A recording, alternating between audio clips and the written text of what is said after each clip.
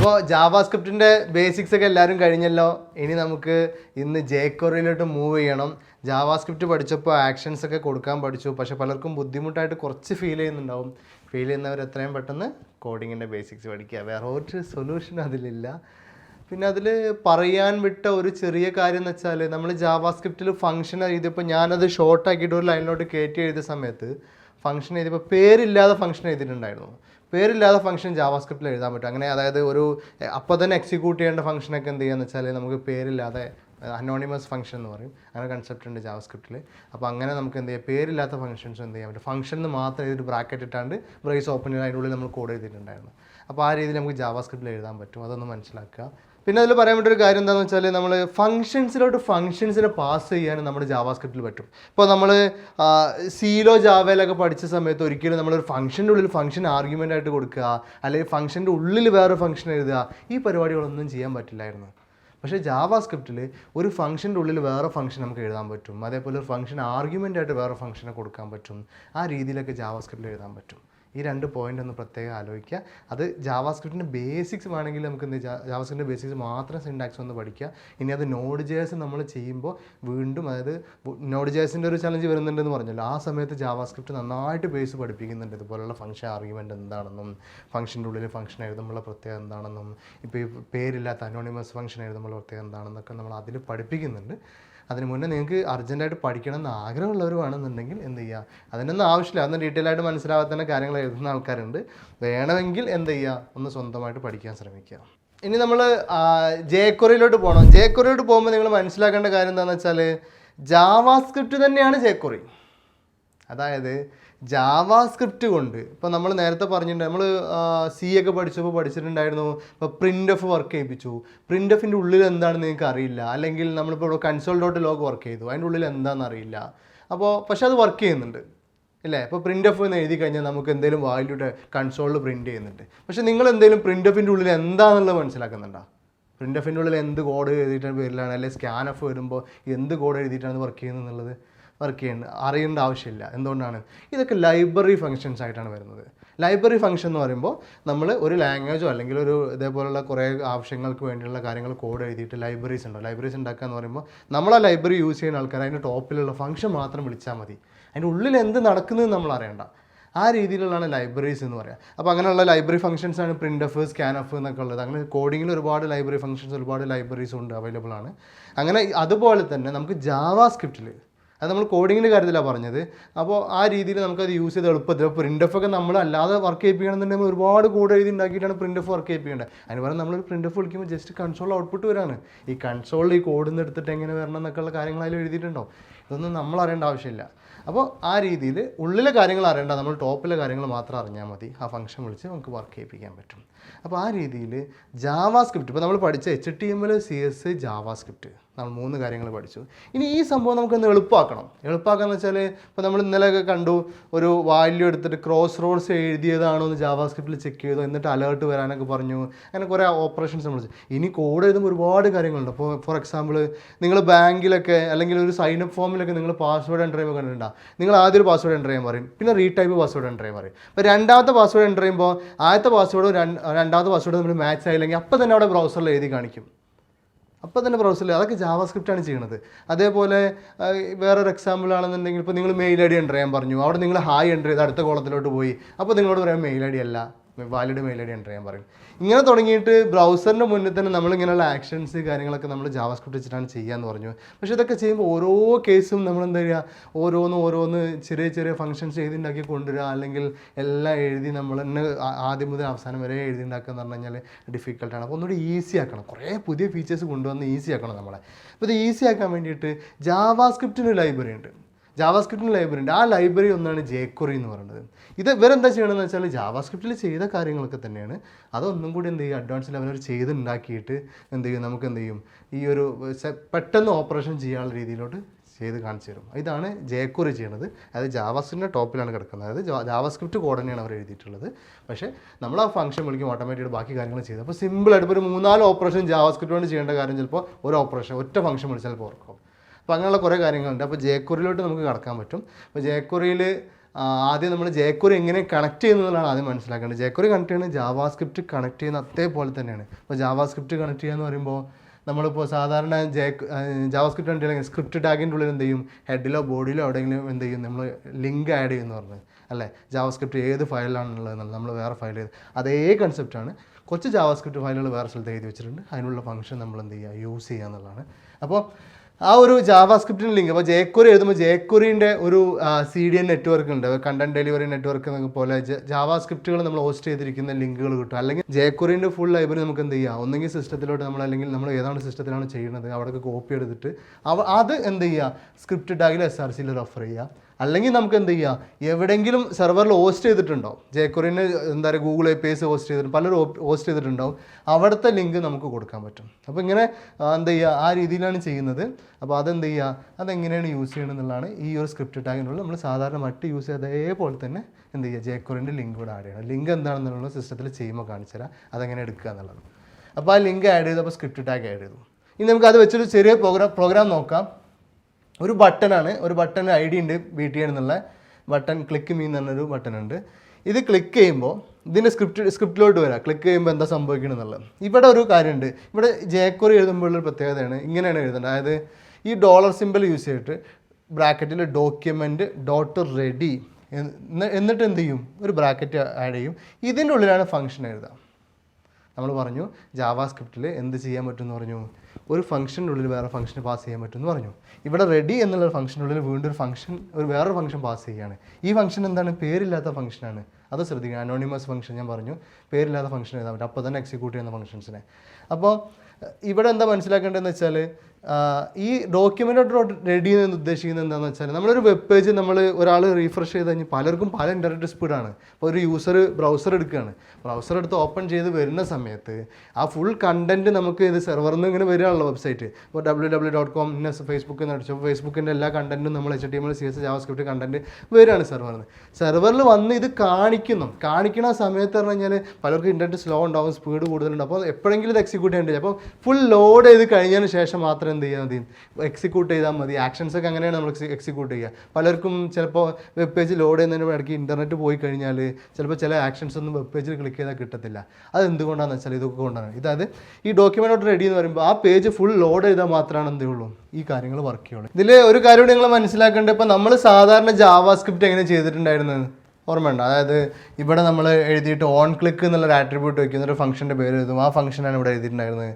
അതുപോലെ അല്ലെങ്കിൽ action listener വെച്ചിട്ട് എഴുതിയിട്ടുണ്ടായിരുന്നു. ഇവിടെ ഒന്നും എഴുതാതെ തന്നെ നമുക്ക് ID വെച്ചിട്ട് ഇവിടുന്ന് ആക്ഷൻ ലിസണർ വെച്ചിട്ട് എഴുതിയിട്ടുണ്ടായിരുന്നു. അപ്പോൾ ആ ഒരു രീതിനെ വേറെ രീതിയിലോട്ട് മാറ്റിയതാണ് എന്ത്, ഈ രീതിയിലാണ് എഴുതുന്നത്. ഡോക്യുമെൻ്റ്.ready എന്നുള്ളതിൽ വയ്ക്കും. എന്നിട്ട് ആക്ഷൻ എവിടെയാണ് കണക്ട് ചെയ്യണത്,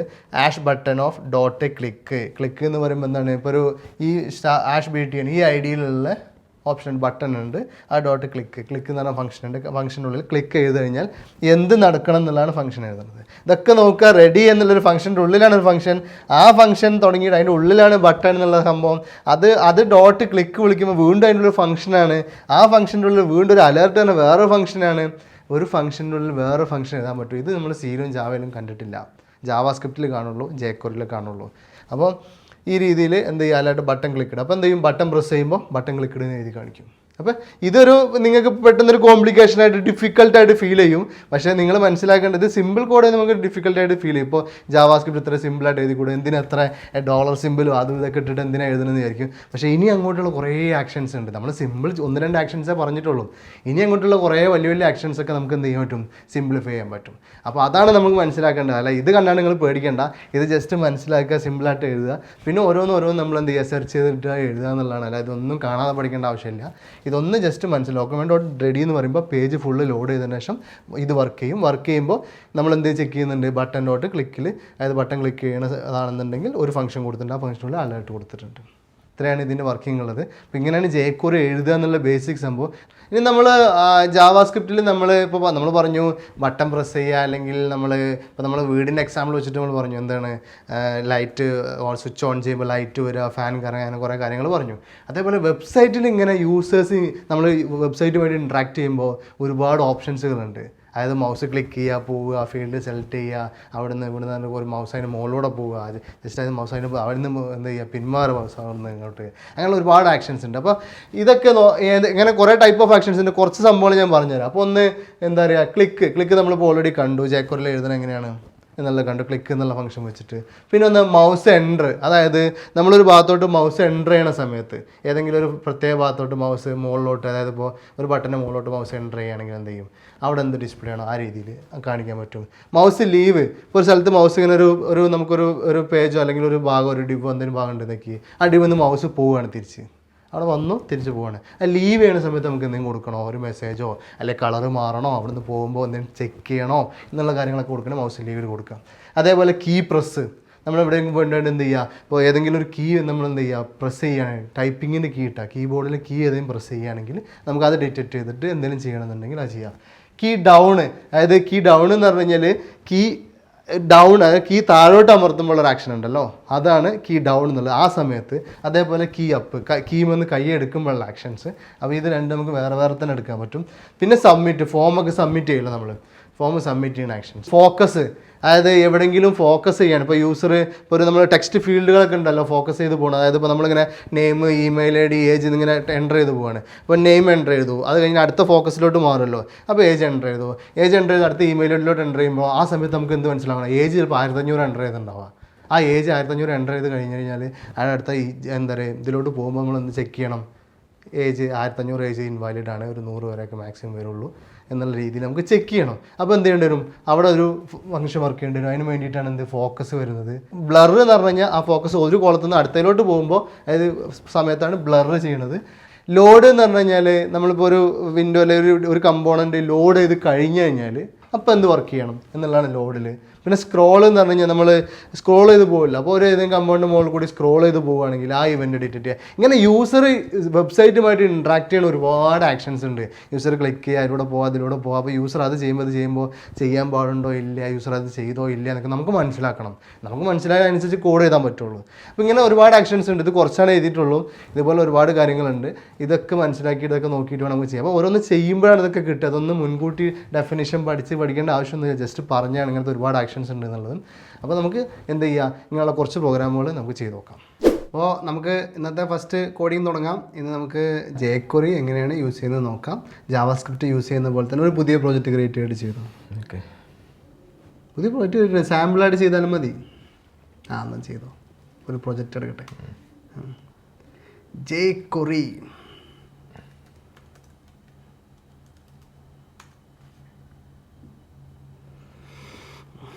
HTML ഫയൽ.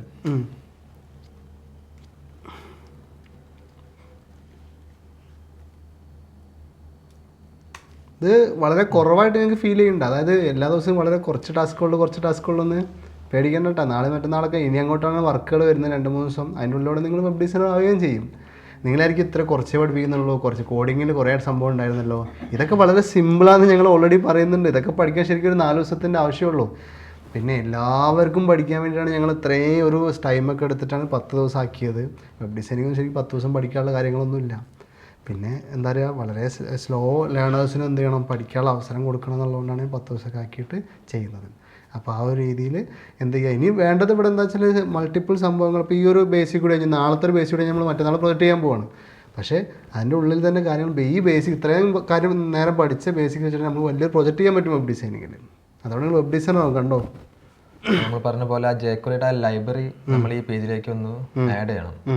ഇപ്പോൾ ബോഡീൻ്റെ ഉള്ളിലും കൊടുക്കാം, ഹെഡിൻ്റെ ഉള്ളിലും കൊടുക്കാം. ഓക്കെ, അപ്പോൾ ഫസ്റ്റ് നമ്മളിപ്പോൾ ബോഡീൻ്റെ താഴെയായിട്ട് സ്ക്രിപ്റ്റ് ടാഗിൻ്റെ ഉള്ളിൽ നമ്മൾ മറ്റേ സ്ക്രിപ്റ്റ് ചെയ്ത പോലെ തന്നെ ഒരു ശരിക്കും JS ഫയലാണ് ജേക്വറി എന്ന് പറയുന്നത്.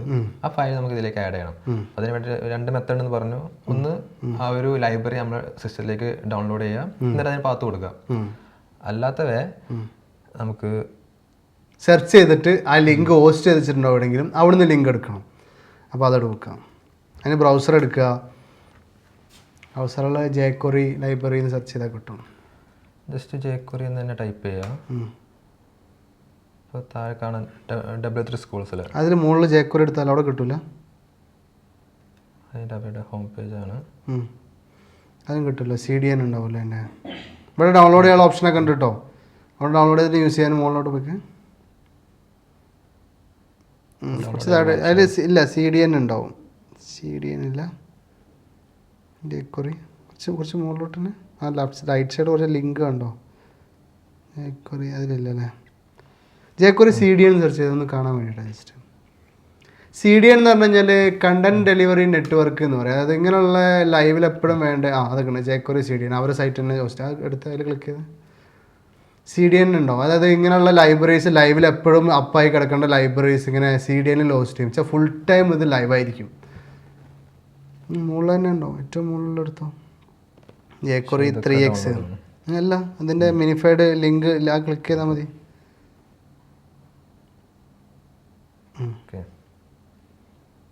ഇതാണ് ആ ഒരു സ്ക്രിപ്റ്റ്. ജസ്റ്റ് കോപ്പി ചെയ്യാം. ഇങ്ങനെ കോപ്പി ചെയ്യാം. അല്ലെങ്കിൽ നമുക്ക് എന്ത് ചെയ്യാം W3 Schools പല സൈറ്റിൽ ഇത് തരുന്നുണ്ട്. എവിടെ നിന്ന് വേണം ഇപ്പോൾ ജേക്വറിയുടെ സൈറ്റിൽ നിന്ന് തന്നെ നമ്മൾ എന്ത് ചെയ്യുക എടുക്കണമെന്നൊന്നുമില്ല. പല സെർവറുകൾ ഹോസ്റ്റ് ചെയ്ത് വെച്ചിട്ടുണ്ട്.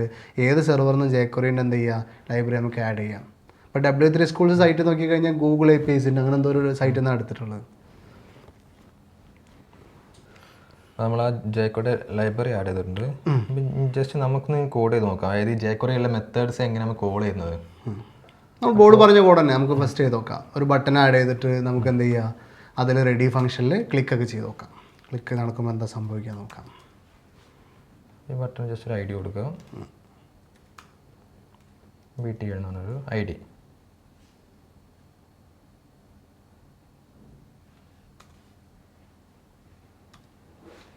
ഓക്കെ, ഇനിയാണ് നമ്മൾ കോഡ് എഴുതാൻ പോകുന്നത്. ഒരു ജസ്റ്റ് ഒരു സ്ക്രിപ്റ്റ് ടാഗിൻ്റെ ഉള്ളിൽ നമ്മൾ പറഞ്ഞു നമ്മൾ സ്റ്റാർട്ട് ചെയ്യുന്നത് ഈ ജേക്വറി മെത്തേഡുകൾ സ്റ്റാർട്ട് ചെയ്യുന്നത് $സൈൻ യൂസ് ചെയ്തിട്ടാണ്. document.ready of function. Okay, anonymous ഫംഗ്ഷൻ്റെ നെയിം ഇല്ലാത്ത ഫംഗ്ഷൻ കണ്ടില്ലേ. റെഡീൻ്റെ ഉള്ളിൽ വേറെ ഫംഗ്ഷൻ പാസ് ചെയ്യുകയും ചെയ്തു. ഇനി ആ ഒരു ബട്ടൺ ക്ലിക്ക് ചെയ്യുന്ന സമയത്ത് ഒരു മെത്തേഡ് വർക്ക് ചെയ്യണം.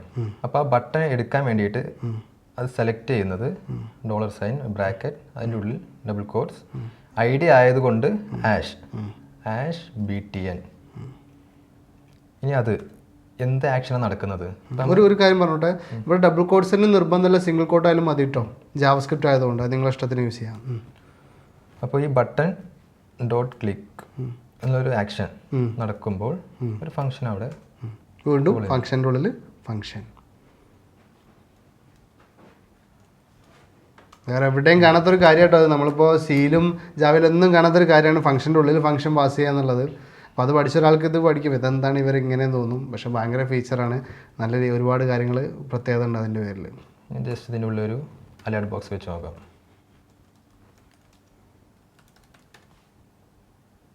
ഓക്കെ, ജസ്റ്റ് വർക്ക് ചെയ്യുന്നുണ്ടോ എന്ന് ചെക്ക് ചെയ്യാം. റൺ ചെയ്യാം, ലൈവ് സെർവറിൽ തന്നെ റൺ ചെയ്യാം.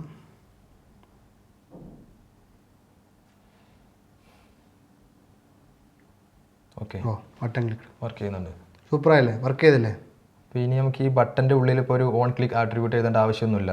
ഡയറക്റ്റ് ഇങ്ങനെ കോഡ് എഴുതിയാൽ മതി. ഇനിയിപ്പോൾ നെക്സ്റ്റ് നമുക്കൊരു വേറെ എന്തെങ്കിലും ഒരു ആക്ഷൻ ചെയ്യാം. മൗസ് ബട്ടൻ്റെ മുകളിലോട്ട് വരുമ്പോഴോ അല്ലെങ്കിൽ എന്താ ചെയ്യുക, നമ്മൾ വേറെ കുറേ ആക്ഷൻസ് പഠിച്ചല്ലോ. മൗസ് എൻ്റർ ചെയ്ത് നോക്കാം. വേറെ ബട്ടൺ ക്രിയേറ്റ് ചെയ്തിട്ട് ഈ ബട്ടൺ എന്താ ചെയ്തോ. ഓക്കെ, ശരി. അത് ക്ലിക്കഡ് അല്ലേ അതിൻ്റെ പുറത്ത്. നമ്മൾ വേറൊരു മെത്തേഡ് എഴുതുന്നു. അപ്പോഴും തന്നെ ബട്ടൺ നല്ല രീതിയിൽ ബട്ടൻ്റെ ID വെച്ചെടുത്തു. എഴുതില്ല.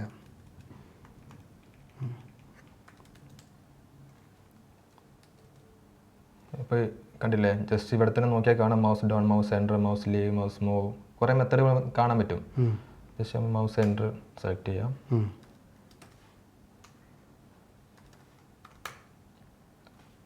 അപ്പോൾ ഇവിടെ നമുക്ക് ഇപ്പോൾ ഈ മൗസ് എൻ്റർ ചെയ്യുന്ന സമയത്ത് ആ ഒരു ബട്ടൻ്റെ ബാക്ക്ഗ്രൗണ്ട് ചേഞ്ച് ചെയ്യണം.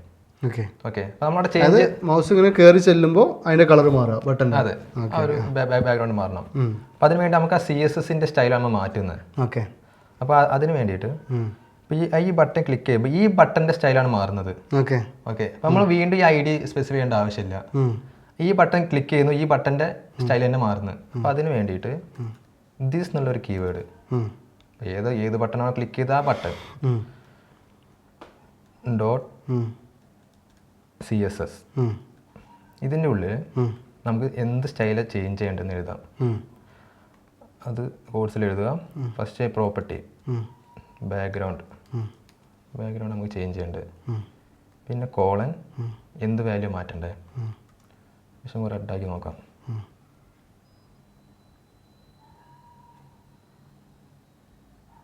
കണ്ടല്ലേ, മൗസ് പോവുകയാണ് എടുത്ത മൗസ് പോകുമ്പോൾ ഒന്നും ചെയ്തിട്ടില്ല.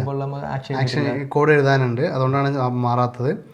പോകുമ്പോൾ മാത്രമേ ഉള്ളൂ. ഇവിടെ ഒരു കാര്യം മനസ്സിലാക്കേണ്ടത്, ഈ കോഡൊന്നും കണ്ടിട്ട് ഇപ്പോൾ എന്താണ് ബട്ടൺ അല്ലെങ്കിൽ മൗസ് സെൻറ്റർ എന്നുള്ള ഫംഗ്ഷൻ എവിടുന്നാണ് വന്നത്, CSS എന്നുള്ള ഫംഗ്ഷൻ എവിടുന്നാണ് വന്നത്, ക്ലിക്ക് എന്ന ഫംഗ്ഷൻ എവിടുന്നാണ് വന്നത്, ഇതൊക്കെ ഞങ്ങൾ പഠിച്ചതാണോ കാണാൻ പഠിച്ചാണോ വിചാരിക്കേണ്ട.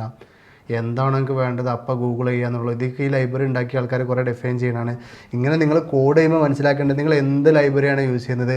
അവരൊരു ഡോക്യുമെൻ്റ് ഉണ്ടാവും, അവരുടെ ഡോക്യുമെൻ്റ് അവർ പറയും നിങ്ങൾ ഇന്ന ഓപ്പൺ എന്നുള്ള ഫംഗ്ഷൻ വിളിച്ചാൽ ഇന്നത് ഓപ്പൺ ആവും. ഇപ്പോൾ ഈ പോർട്ട് ഓപ്പൺ ആവും. ഇപ്പോൾ പ്രിൻ്ററിൻ്റെ API, ഇപ്പോൾ പ്രിൻ്ററൊക്കെ നിങ്ങൾ പ്രിൻ്റർ ഇൻ്റഗ്രേറ്റ് ചെയ്യാൻ നിൽക്കുക നിങ്ങളെ സോഫ്റ്റ്വെയറുമായിട്ട്. ഇപ്പോൾ പ്രിൻ്ററിൻ്റെ അവർ തന്നെ എന്ത് ചെയ്യുന്നത് വെച്ചാൽ ഇതേമാതിരി സോഫ്റ്റ്വെയറിൻ്റെ ഒരു ലൈബ്രറി ഇറക്കും. എന്നിട്ട് ആ ലൈബ്രറി നമ്മളെ സോഫ്റ്റ്വെയറുമായിട്ട് വെബുമായിട്ട് ഇൻ്റഗ്രേറ്റ് ചെയ്ത് എന്നിട്ട് അവർ പറയും ഇപ്പോൾ പ്രിൻ്റ് എന്നുള്ള ഫംഗ്ഷൻ ഉണ്ട്, അപ്പോൾ പ്രിൻ്റ് ചെയ്യാൻ പറ്റും. പ്രിൻ്റ് ക്യാൻസൽ എന്നുള്ള ഫംഗ്ഷൻ ഉണ്ടാക്കി വിളിച്ച് കഴിഞ്ഞാൽ പ്രിൻ്റ് ഇടയ്ക്ക് ക്യാൻസൽ ആയിക്കോളും.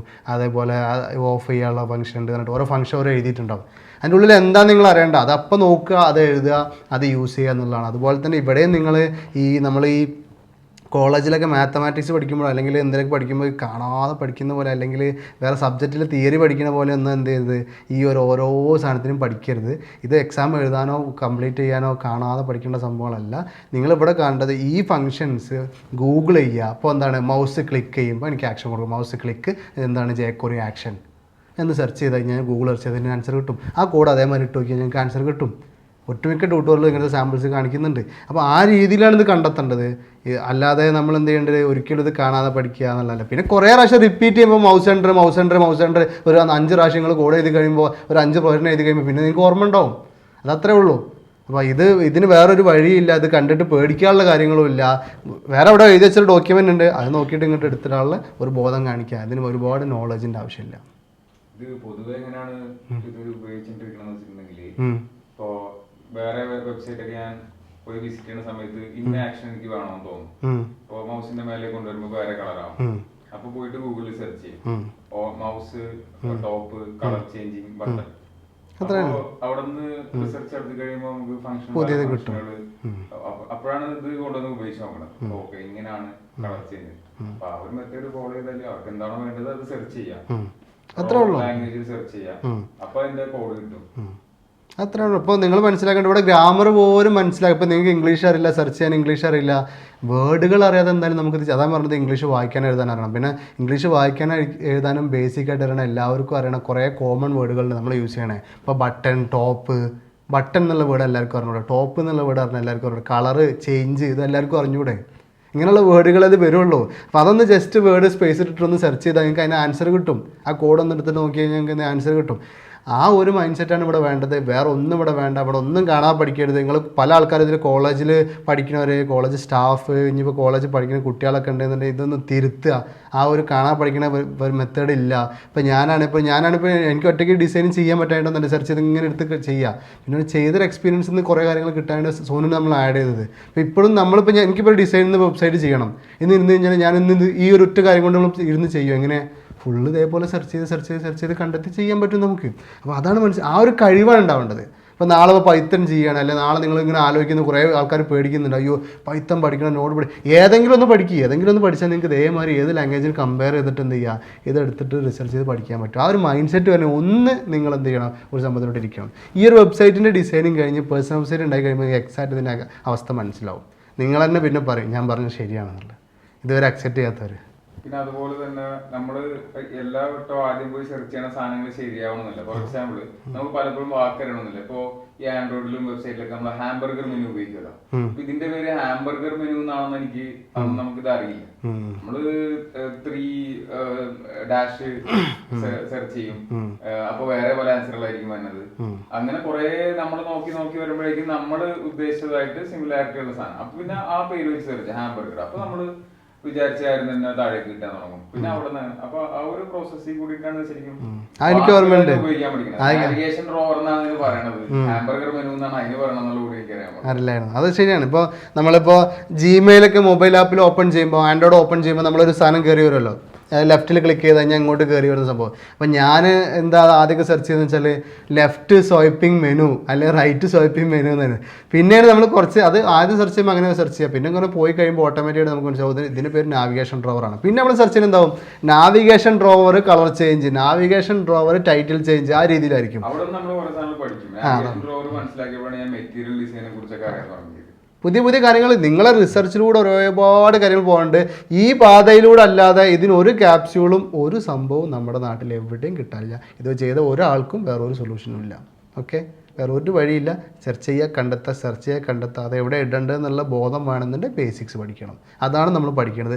ഈ ബേസിക്സ് വെച്ചിട്ടാണ് ഇത് എവിടെയാണ് ഇട്ട് കഴിഞ്ഞാൽ വർക്ക് ചെയ്യുമെന്നുള്ളത് മനസ്സിലാക്കണം. ഇപ്പോൾ ജേക്വറി ഇനിയിപ്പോൾ നിങ്ങൾക്ക് എന്താ എവിടെ ഇട്ട് കഴിഞ്ഞാൽ വർക്ക് ചെയ്യുന്നത് മനസ്സിലായില്ലേ? ജേക്വറി ലൈബ്രറി മുകളിൽ എന്തായാലും ആഡ് ചെയ്യണമെന്ന് അറിയാം, ജേക്വറിയുടെ ഫംഗ്ഷൻ എങ്ങനെ എഴുതേണ്ടതെന്ന് മനസ്സിലായി. ഇനി ഏത് ഫംഗ്ഷൻ കിട്ടിയാലും നിങ്ങൾക്ക് എഴുതാൻ പറ്റും. മനസ്സിലാവുണ്ട്? ഐഡിയ എന്താണെന്ന് നിങ്ങൾക്ക് അറിയാം, ക്ലാസ് എന്താണെന്ന് നിങ്ങൾക്ക് അറിയാം. ഈ കൺസെപ്റ്റ് കിട്ടിക്കഴിഞ്ഞാൽ എന്ത് ചെയ്യുക, സെർച്ച് ചെയ്തിട്ടാണ്. ഇത് ഈ കൺസെപ്റ്റ് ഇടാതെ വെറുതെ ഇപ്പോൾ ചിലർ കളിയാക്കും, എന്താണ് കോപ്പി പേസ്റ്റ് ആണോ കോഡിങ്? കോപ്പി പേസ്റ്റ് ഈ കോപ്പി പേസ്റ്റ് എങ്ങോട്ട് പേസ്റ്റ് ചെയ്യും? വെറുതെ കോപ്പി പേസ്റ്റ് ചെയ്ത് വർക്ക് ചെയ്യില്ല. അതിനാണ് എന്ത് പറയേണ്ടത്, ബേസിക് അണ്ടർസ്റ്റാൻഡിങ് വേണമെന്നുള്ളത്. അതാണ് നമ്മളിവിടെ സെറ്റ് ചെയ്യണത്. എന്നിട്ട് ഒരു പ്രൊജക്റ്റ് കൂടി ചെയ്ത് കാണിച്ചു തരുമ്പോൾ നിങ്ങൾക്ക് ഐഡിയ കിട്ടും. പിന്നെ നിങ്ങൾ ഏത് സൈറ്റും ചെയ്തോളൂ.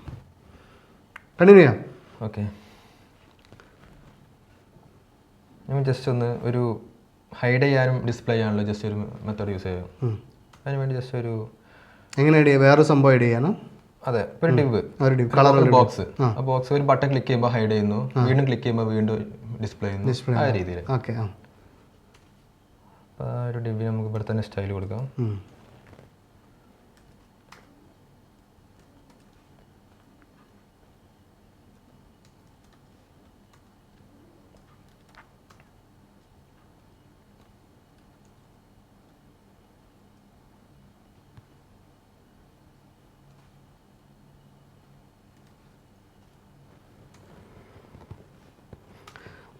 ഇവിടെ കൊടുക്കുന്ന ഓർമ്മയില്ലേ, ഇൻലൈനായിട്ട് അവിടെ തന്നെ വേണമെങ്കിൽ കൊടുക്കാം, അല്ലെങ്കിൽ വേറെ സ്റ്റൈലിൽ എഴുതാം. തൽക്കാലം ഇവിടെ കൊടുത്തതേ ഉള്ളൂ. നമ്മൾ ജസ്റ്റ് ഒരു ഐ ഡി കൊടുക്കാം നമുക്ക്, ബോക്സ് എന്നൊരു ഐ ഡി.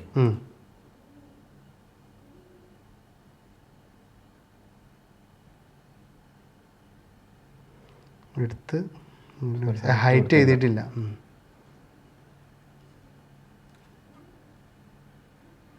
ഓക്കെ, ഈ ക്ലിക്ക് എന്നുള്ള ഈ ബട്ടൺ ക്ലിക്ക് ചെയ്യുന്ന സമയത്ത് തൽക്കാലം ഇപ്പോൾ ഈ അലേർട്ട് ഫംഗ്ഷൻ നമ്മൾ ഒന്ന് കമൻറ്റ് ചെയ്ത് വയ്ക്കാം. ശേഷം ഈ ആ ഒരു ഡിവ്, അതായത് ബോക്സ് എന്ന ഐ ഡി ഉള്ള ആ ഡിവ്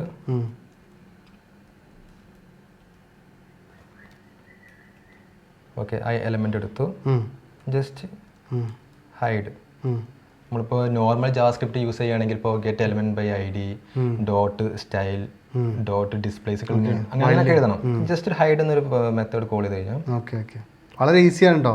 ഇനി അങ്ങോട്ട് ചെല്ലുന്നതോറും ഈസിയാണ്. വലിയ വലിയ കാര്യങ്ങൾ വളരെ ചെറുതായിട്ട് ചെയ്യാൻ പറ്റും. ഓ, ക്ലിക്ക് ചെയ്ത് പോയില്ലേ? അതെ. ഇനി വരുത്താനോ? ഇനി വരുത്താൻ നമുക്ക് വേറെ കോഡ് എഴുതേണ്ടി വരും. ഓക്കെ, അപ്പോൾ ഇത് ക്ലിക്ക് ചെയ്ത് കഴിഞ്ഞാൽ ഇത് ഹൈഡ് ചെയ്തു. ഇനി ഇത് വീണ്ടും ക്ലിക്ക് ചെയ്യുന്ന സമയത്ത് ഡിസ്പ്ലേ ചെയ്യണം. അതിനാണ് വേറൊരു മെത്തേഡ് ഉണ്ട്. ഈ ഹൈഡിന് പകരം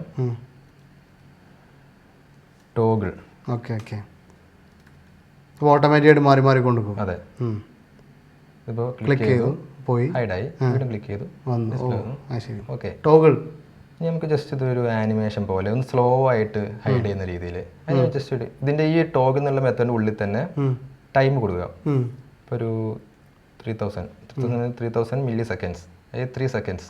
ഇവിടെ ഒരു കാര്യം ശ്രദ്ധിക്കണം, ടൈം നമ്മൾ കോഡിങ്ങിൽ കൊടുക്കുമ്പോൾ എപ്പോഴും മില്ലി സെക്കൻഡിലായിട്ട് കൊടുക്കുക. അതായത് 1 സെക്കൻഡ് എന്ന് പറഞ്ഞു കഴിഞ്ഞാൽ 1000 മില്ലി സെക്കൻഡാണ്. ഓക്കെ, അപ്പോൾ ഒരു 500 നമ്മൾ കൊടുത്തു കഴിഞ്ഞാൽ എന്ത് സംഭവിക്കും? 1 സെക്കൻഡിൻ്റെ പകുതി സമയത്താവും വർക്ക് ചെയ്യുക. അപ്പോൾ 3000 കൊടുത്തു കഴിഞ്ഞാലോ 3 സെക്കൻഡ്. 1000 വരുമ്പോൾ 1 സെക്കൻഡ് ആവും, 2000 2 സെക്കൻഡ്, 3000. അത് കോഡിങ്ങിൽ മില്ലി സെക്കൻഡിലാണ് കൊടുക്കാമെന്ന് മനസ്സിലാക്കാം. നോക്കാം നമുക്ക്. വർക്കായിട്ടില്ല,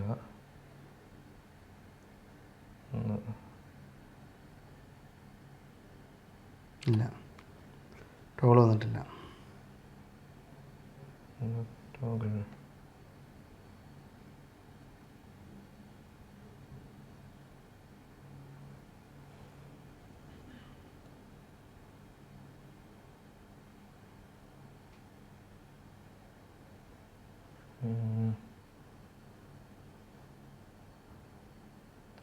ടോഗിൾ വരാത്ത ഗൂഗിൾ ചെയ്യും, നമുക്ക് സെർച്ച് ചെയ്യണവരും കാണിച്ചു കൊടുക്കാൻ എങ്ങനെയാണെന്നുള്ളത്.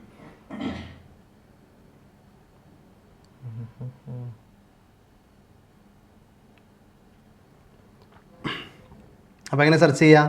Duration not working with jQuery. എനിക്കൊരു സംശയം എന്താ വെച്ചാലേ, ഇതിൽ ഇപ്പം നമ്മൾ ഇവിടുന്ന് ഇതല്ലേ എടുത്തിരുന്നത്, സ്ലിം എന്തോ അല്ലേ, ഇതിൻ്റെ പ്രശ്നം ഉണ്ടാവോ? ഓക്കെ ഓക്കെ, ശരിയാണ് ഇപ്പോൾ സാർ പറഞ്ഞത് ശരിയാണ്. ഈ സ്ലിം എന്നുള്ള വേർഷന് ചെറിയ പ്രോബ്ലം ഉണ്ട് ഇവിടെ. കാരണം ഇപ്പോൾ നമുക്ക് ഒരു 2-3 വേർഷൻ കാണാം, സ്ലിം, മിനിഫൈഡ്, അൺകംപ്രസ്ഡ്. ഈ സ്ലിം വേർഷൻ അപ്പോൾ നമ്മൾ എടുത്തിട്ടുള്ളത്, ആ ഒരു വേർഷനിൽ ചില ആനിമേഷൻ മെത്തേഡുകൾ, അതുപോലെ ഈ അജാക്സ് പോലുള്ള മെത്തേഡുകൾ ഒന്നും വർക്ക് ചെയ്യില്ല. കാരണം അത്രയും കാര്യങ്ങളൊക്കെ ഒഴിവാക്കിയിട്ട് അതൊന്ന് വെയിറ്റ് കുറച്ചിട്ടുള്ളൊരു ലൈറ്റ് വെയിറ്റ് ലൈബ്രറി ആക്കിയിട്ടാണ് ഈ സ്ലിം. ആദ്യം തോന്നിയെന്ന് എടുത്തപ്പോൾ തന്നെ സംശയമുണ്ട്, ഞാൻ പറയാണ്ടെന്നാണ്. അതിൽ ഇപ്പോൾ ഇത് അൺകംപ്രസ്ഡ് എടുക്കുക. ഇതെന്താ മനസ്സിലായി, ജേക്വറി നമ്മൾ നേരത്തെ എടുത്തില്ലേ, അവിടെ മുകളിലോട്ട് ആഡ് ചെയ്തല്ലോ, സ്ക്രിപ്റ്റിൽ ആഡ് ചെയ്തില്ലേ, ഈ സംഭവം ലേറ്റസ്റ്റ് എടുക്കുക. ഓക്കെ, എന്നിട്ട് നമുക്ക് എന്ത് ചെയ്യാം, ഇതന്നെ ഇവിടെ കോപ്പി ചെയ്തിട്ട് മതി. എന്നിട്ട് ഇത് പേസ്റ്റ് ചെയ്ത് നോക്കല്ലേ ഇവിടെ, ആ സ്ക്രിപ്റ്റ് മൊത്തം പേസ്റ്റ്. ഓക്കെ, ഇവിടെ വരല്ലേ? അല്ല റൈറ്റിലോട്ട്.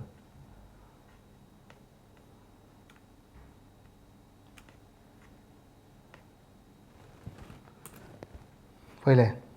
ഓക്കെ, അപ്പോൾ പുതിയിട്ടുണ്ട്. ഇനി വരുമോ? നമുക്ക് ടെസ്റ്റ് ചെയ്യാം.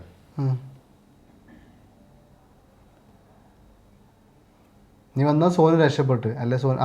വന്നു കൊടുത്തേ.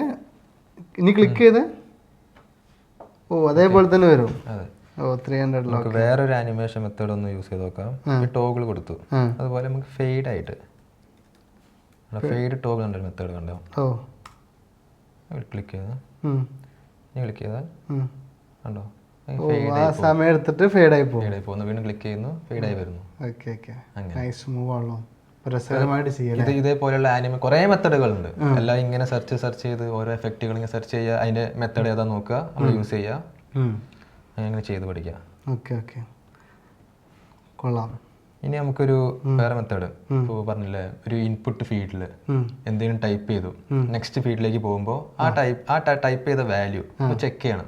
ഇപ്പോൾ ഒരു മെയിൽ ഐ ഡി ആണോ? അല്ല, അത് വേണ്ട. ഒരു നെയിം, ഒരു മിനിമം 4 ക്യാരക്ടർ ഉണ്ടോ, പാസ്വേഡ് ഒക്കെ എൻ്റർ ചെയ്യുന്നത് നമ്മൾ പറയാറില്ലേ, ഇപ്പോൾ 4 ക്യാരക്ടർ ഉണ്ടോ അല്ലെങ്കിൽ 5 ക്യാരക്ടർ ഉണ്ടോ നോക്കാറ്. അപ്പോൾ 4 ക്യാരക്ടർ ഉണ്ടോ എന്നുള്ള നമുക്ക് ചെക്ക് ചെയ്ത് നോക്കാം ഒരു ഇൻപുട്ട് ഫീൽഡ് വെച്ചിട്ട്.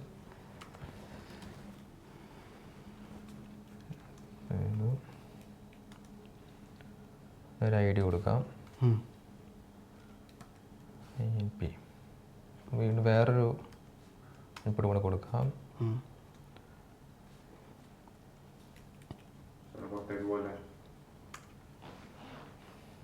ഇവിടെ ഒരു ഐ ഡി വേണ്ട, നമുക്ക് ഈ ഒരു ഫസ്റ്റിലെ ഇൻപുട്ട് മാത്രം ഒന്ന് ചെക്ക് ചെയ്യാം.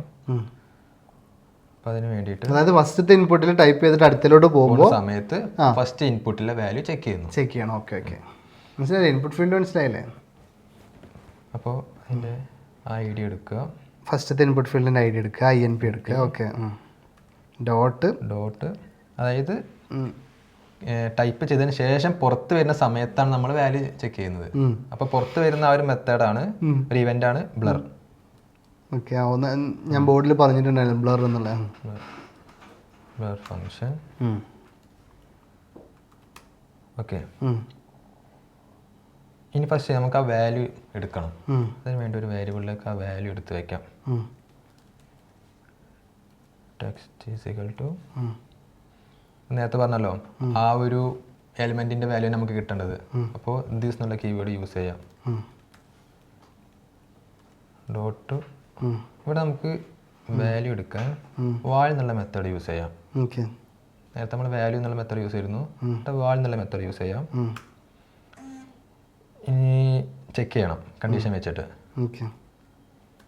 ഈ ടെക്സ്റ്റ് ഡോട്ട് ലെങ്ത്, അതായത് ടെക്സ്റ്റ് എന്നുള്ള വേരിയബിളിലോട്ട് അപ്പോൾ അതിൽ ദിസ് എന്താണെന്ന് മനസ്സിലായോ?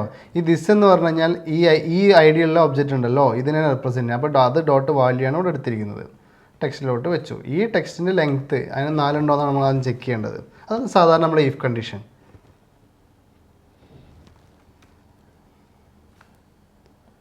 Not equal to sorry less than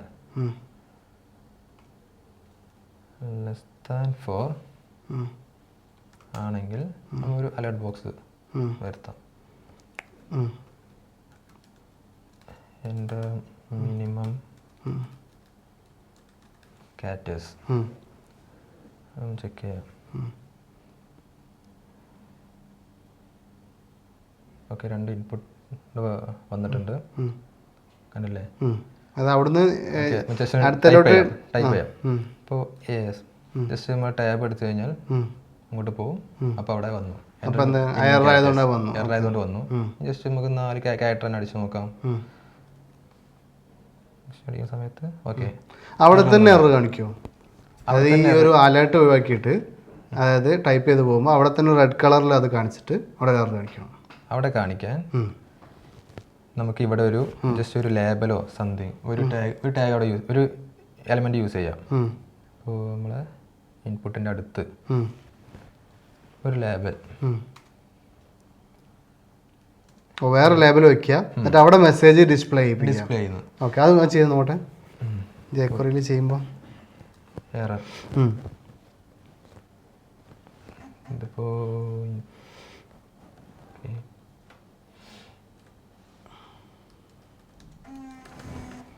എൻ്റെ മിനിമം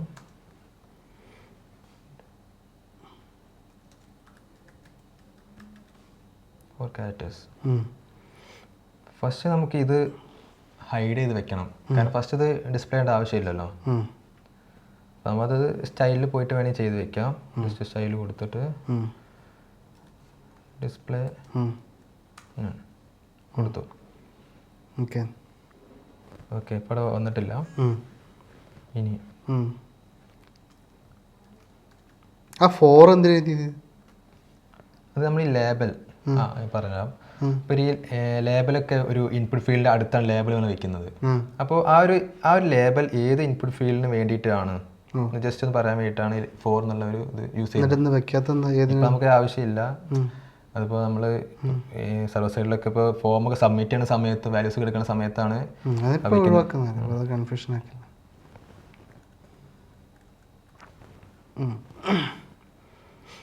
ഒരു ഐ ഡി എറർ എന്നുള്ള ഐ ഡി കൊടുത്തിട്ടുണ്ട്. സ്റ്റൈലിൽ ഡിസ്പ്ലേ നൺ എന്തിനാണ് കൊടുത്താൽ ആദ്യം നമ്മൾ ഡിസ്പ്ലേ ചെയ്യുന്നില്ല. എൻ്റർ മിനിമം 4 ക്യാരക്ടേഴ്സ് എന്നുള്ളൊരു അവിടെ ഒരു എന്താണ് ലേബലുണ്ട്, പക്ഷെ അത് കാണിക്കുന്നില്ല ഡിഫോൾട്ടായിട്ട്. എപ്പോഴെങ്കിലും എറർ വന്നു കഴിഞ്ഞാൽ മാത്രമേ വിസിബിൾ ആക്കുകയാണ് ചെയ്യുന്നത്. ഓക്കെ, അപ്പോൾ കണ്ടീഷൻ 4 ക്യാരക്ടേഴ്സിന് കുറവാണെങ്കിൽ ആ ഒരു ലേബൽ ഡിസ്പ്ലേ ചെയ്യണം. അലേർട്ട് ഒഴിവാക്കി ഡിസ്പ്ലേ ചെയ്യാൻ വേണ്ടിയിട്ടാണ് ഷോ എന്നുള്ള മെത്തേഡ്. അപ്പോൾ എറർ എന്നുള്ള ഐ ഡി വെച്ചിട്ടുള്ള ലേബൽ എന്ത് ചെയ്യുക, ഷോ ചെയ്യാണ്. വന്നിട്ടില്ല. അവിടെ മുകളിൽ ഡിസ്പ്ലേ നണ്ണാണോ ഇൻവിസിബിൾ ആണോ? ഐ ഡി കൊടുത്തിട്ടില്ല. Okay okay, I D error.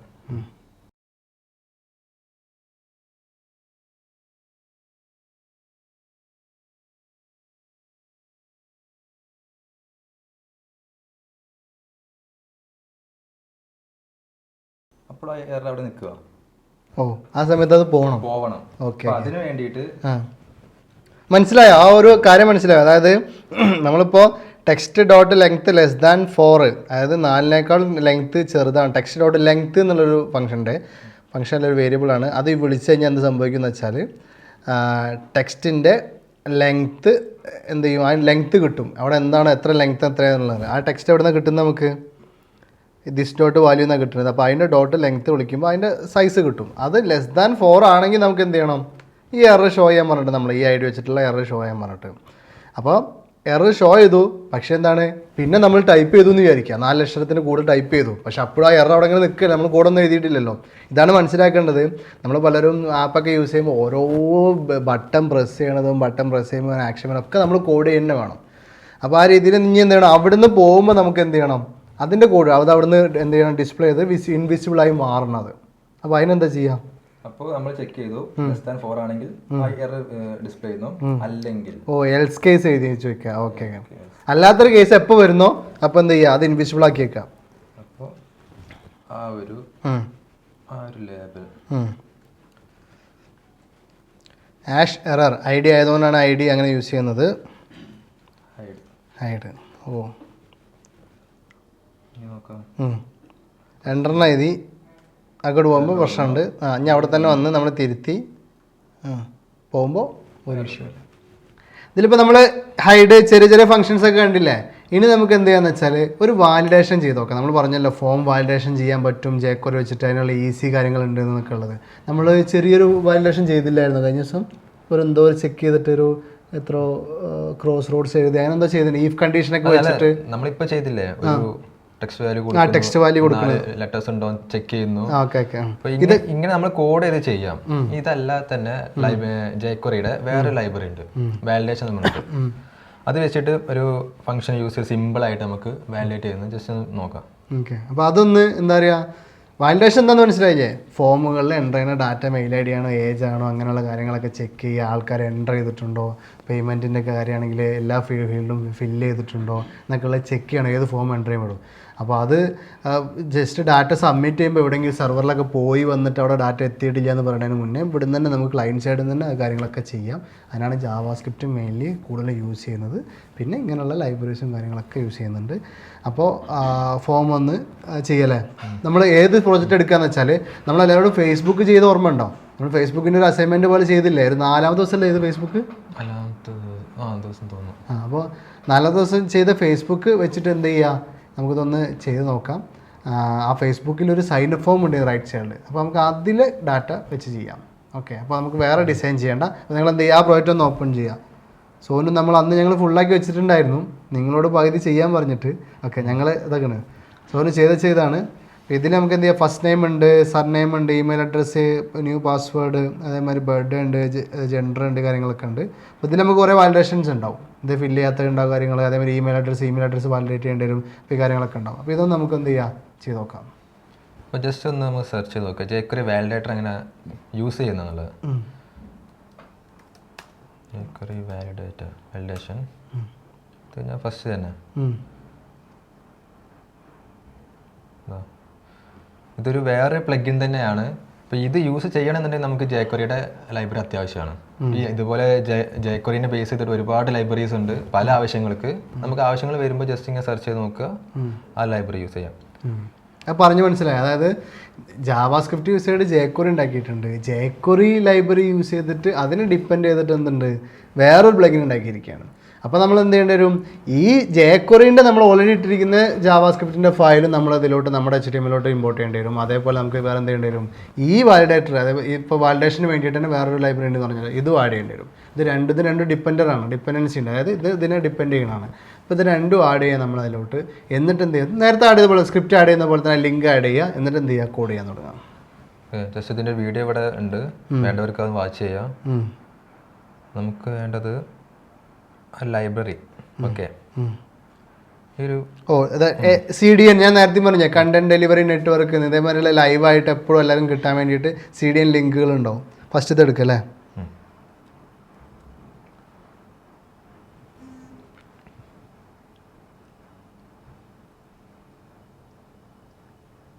Okay, ഇത് നമുക്കിവിടെ ബോഡിക്ക് താഴെ ജസ്റ്റ്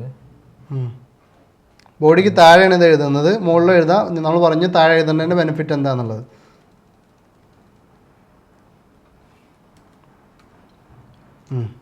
ആ SRCയുടെ അവിടെ ആ ലിങ്ക് കൊടുക്കുക. ഇപ്പോൾ കോപ്പി ചെയ്ത ലിങ്ക്. അപ്പോൾ അത് ഇവിടെ എത്തിയ വാലിഡേറ്റ് ലൈബ്രറി ഇങ്ങോട്ട് വന്നു. പക്ഷേ അതിന് മുന്നേ ഇതിപ്പോൾ വേറൊരു പേജാണ്, FE പേജാണ്. അപ്പോൾ നമുക്ക് ആ ഒരു ജേക്വറിയുടെ ലൈബ്രറിയും കൂടെ ഇതിൽ കോപ്പി ചെയ്യണം. ഓക്കെ, അപ്പോൾ നമ്മൾ നേരത്തെ ചെയ്ത് വെച്ചുള്ള പേജ് എടുക്കുക. ജേക്വറി ഓക്കെ, ഈ ഒരു സ്ക്രിപ്റ്റ്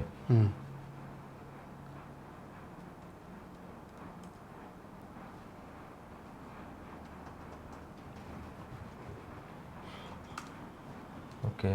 അപ്പോൾ സോറി, നമ്മൾ jQuery ലൈബ്രറി ആഡ് ചെയ്യുമ്പോൾ ആദ്യം ആഡ് ചെയ്യണം. കാരണം അതിന്റെ ബേസിലാണ് ബാക്കിയുള്ള മെത്തഡുകൾക്ക് വിളിക്കുന്നത്. ഇപ്പോൾ ഫസ്റ്റ് jQuery ലൈബ്രറി ആഡ് ചെയ്യാം, ശേഷം ബാക്കിയുള്ളത്. ഇനി താഴെ നമുക്ക് കോഡ് ചെയ്യാം. കോഡ് ചെയ്യാം. വേറെ JS ഫയൽ ഇട്ടാണ് ജസ്റ്റ് നമുക്ക് ഇങ്ങനെ നമ്മളെ ആ ഫോം ഒന്ന് നോക്കാം. അല്ല, ഇതിൽ CS ഫയലൊക്കെ വേറെ അല്ലേ? ആ CS ഫയലൊക്കെ വേറെയാണ്. അപ്പോൾ JS ഫയൽ വേറെ കേട്ടോ. ഓക്കെ. അപ്പോൾ അത് അവിടെ ഇമ്പോർട്ടൻ്റ് വരുമോ അതോ ഇവിടെ ഇമ്പോർട്ടൻ്റ് വരുമോ? എന്താണ് ഇതിൻ്റെ അവസ്ഥ? ഇവിടെ ഇമ്പോർട്ട് ചെയ്യണം. ഇവിടെ ഇമ്പോർട്ട് ചെയ്താൽ മതി. അല്ല, ഈ JS ഫയൽ ഇങ്ങോട്ട് ഇമ്പോർട്ട് ചെയ്യുമല്ലോ അല്ലേ? ഓക്കെ. FP2 എന്നാണ് ആ ഫോൾഡറിൻ്റെ പേര്. അല്ല, വേറെ JS ഫയൽ വെച്ചാൽ അങ്ങനെയല്ലേ പ്രൊജക്റ്റ് ചെയ്യാം നമ്മൾ. .js ക്രിയേറ്റ് ചെയ്യുന്നു. ഇനി നമ്മുടെ പേജിൽ ഈ സ്ക്രിപ്റ്റിൻ്റെ അവിടെ src script.js. ഓക്കെ. ഇനി നമുക്ക് കോഡും ഈ സ്ക്രിപ്റ്റിൽ എഴുതാം. ഈ ഫയൽ ഓപ്പൺ ചെയ്യാം. വേറെ ഫയൽ സെപ്പറേറ്റ് ചെയ്തു അല്ല നല്ലത്. ഈ രീതിയിൽ പ്രൊജക്റ്റ് ചെയ്യാം കേട്ടോ. അപ്പോൾ അവിടെ ഞാൻ അങ്ങനെ പറഞ്ഞു. ഇനി നമ്മൾ ഈ ഒരു ഫോമിൻ്റെ സ്ട്രക്ചർ നോക്കിക്കഴിഞ്ഞാൽ ഫസ്റ്റ് രണ്ട് ഒരു ഇൻപുട്ട് ഫീൽഡ്, ഫസ്റ്റ് നെയിമിന് ഇൻപുട്ട് ഫീൽഡ്, പിന്നെ സർനെയിം. ഇതൊക്കെ എടുത്താണ് നമ്മൾ ഫോം. ഇവിടെയാണ് ഫോം സ്റ്റാർട്ട് ചെയ്യണത്. ഫോമിൽ ഒരു ഡിവ് വരുന്നുണ്ട്, സൈനപ്പ് ഫീൽഡ് നെയിം വരുന്നുണ്ട്, അതിൽ ഇൻപുട്ട് വരുന്നുണ്ട്. അതിൽ എന്തുണ്ട്? ഫസ്റ്റ് നെയിമും എന്തുണ്ട്? സർനെയിമും എന്നുള്ള രണ്ട് കാര്യങ്ങൾ നമ്മൾ കാണുന്നത്. ഫസ്റ്റ് നെയിമും സർനെയിമും. ഓക്കെ. ഇനി നമുക്ക് ഈ ഒരു ഈ ഫോം സബ്മിറ്റ് ചെയ്യുന്ന സമയത്ത് നമുക്കത് വാലിഡേറ്റ് ചെയ്യണം. ഓക്കെ. അതിന് ആ ഫോമിന് ഒരു ID കൊടുക്കുക. Sign up form.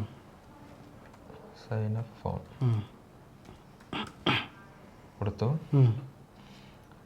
ഇനി നമ്മൾ ഈ ഫോം വാലിഡേറ്റ് ചെയ്യുന്ന സമയത്ത് ഓരോ ഫീൽഡും, ഇപ്പോൾ ഫസ്റ്റ് നെയിം ആയാലും സർ നെയിം ആണെങ്കിലും ഓരോ ഫീൽഡും എടുക്കുന്നത് ആ ഇൻപുട്ടിൻ്റെ നെയിം എന്നുള്ള ഒരു ആട്രിബ്യൂട്ട് വെച്ചിട്ടാണ്. നമ്മളിപ്പോൾ ID യൂസ് ചെയ്തു, ക്ലാസ് യൂസ് ചെയ്തു, അതുപോലെ ഇൻപുട്ട് ഫീൽഡിന് നെയിം എന്നൊരു ആട്രിബ്യൂട്ട് ഉണ്ട്.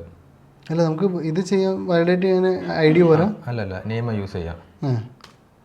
അപ്പോൾ അവിടെ fname എന്നുള്ളൊരു നെയിം. ഇത്ര നേരം നമ്മൾ ID അല്ലേ യൂസ് ചെയ്ത്, പക്ഷേ ഈ ഒരു ലൈബ്രറിയിൽ അവർ യൂസ് ചെയ്യുന്നത് നെയിമാണ്. Okay okay.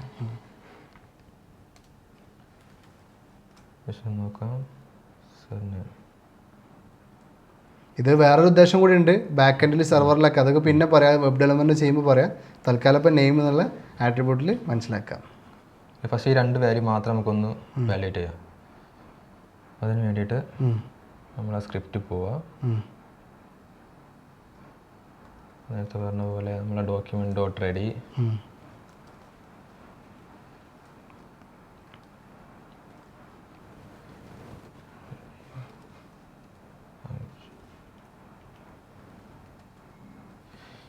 ഇനി നമുക്ക് ആ ഒരു ഫോം വാലിഡേറ്റ് ചെയ്യണം. അതായത് ഫോം സബ്മിറ്റ് ചെയ്യുന്ന സമയത്ത് വാലിഡേഷൻ നടക്കണം. സബ്മിറ്റ് ആണോ ഫംഗ്ഷൻ? അല്ലെങ്കിൽ വേറെ മെത്തേഡും ഉണ്ട്. ഈ സബ്മിറ്റ് ചെയ്യാത്ത നമുക്ക് വാലിഡേറ്റ് ചെയ്യാം.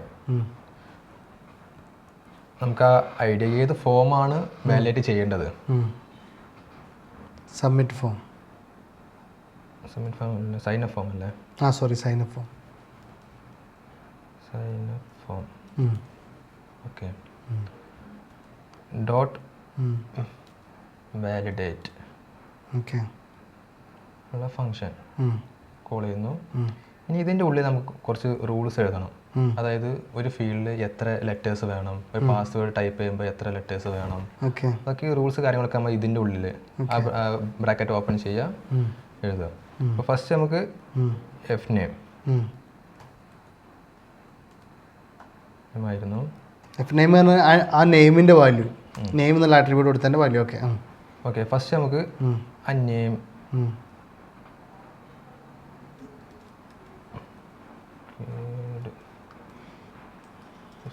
കൊടുത്തു. അതായത് ആ ഒരു ഇൻപുട്ട് ഫീൽഡിൽ വാല്യൂ ടൈപ്പ് ചെയ്യാതെ നമുക്ക് മുന്നോട്ട് പോകാൻ പറ്റില്ല. ജസ്റ്റ് നമുക്കൊന്ന് ടെസ്റ്റ് ചെയ്ത് നോക്കാം വർക്ക് ചെയ്യുന്നുണ്ടോ എന്ന്.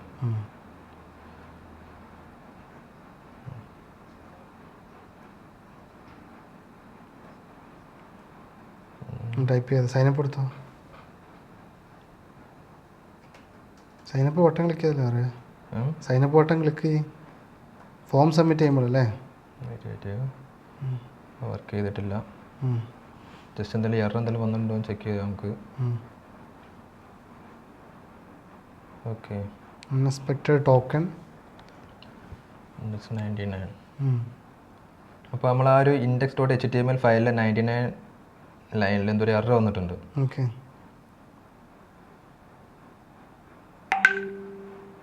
Index dot. ഓക്കെ,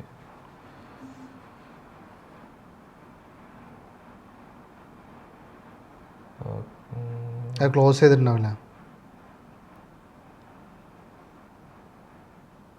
അത് ചിലപ്പോൾ 97ാമത്തെ SRC.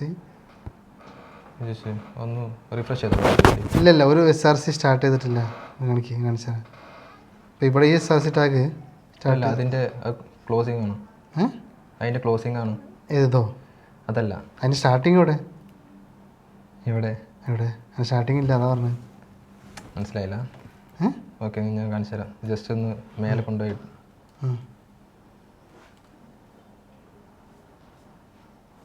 ഓക്കെ, അപ്പം ഇത് സിമ്പിളായിട്ട് ഇട്ടാൽ മതിയല്ലോ അല്ലേ? പേജ് ഒന്ന് റിഫ്രഷ് ചെയ്തോട്ടെ.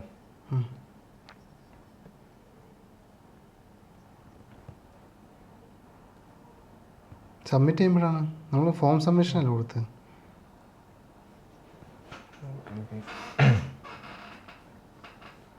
അല്ല, സബ്മിറ്റ് ചെയ്യാതെ തന്നെ ആ ഒരു വെലച്ച് നടക്കണം അവിടെ. കാരണം ഈ ഒരു എൻട്രി ചെയ്യാതെ നമ്മൾ മുന്നോട്ട് പോയി കഴിഞ്ഞാൽ അവിടെ എറർ വരണം. ഓക്കെ, അങ്ങനെയാണ് അതിൻ്റെ രീതി. പക്ഷെ നമ്മൾ ആക്ഷൻ അപ്പോൾ എഴുതുമ്പോൾ അങ്ങനെ എഴുതണ്ട. പക്ഷെ ആ പിന്നീട് എഴുതുന്നുണ്ട്. ഇപ്പോൾ just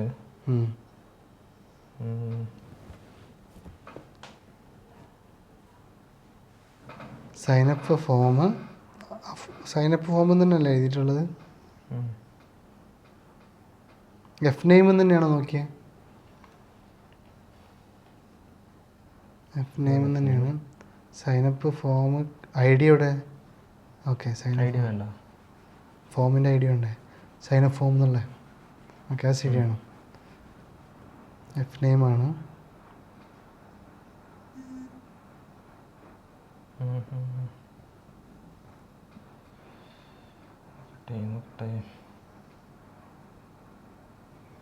sign up form dot validate. Required തന്നെയാണോ?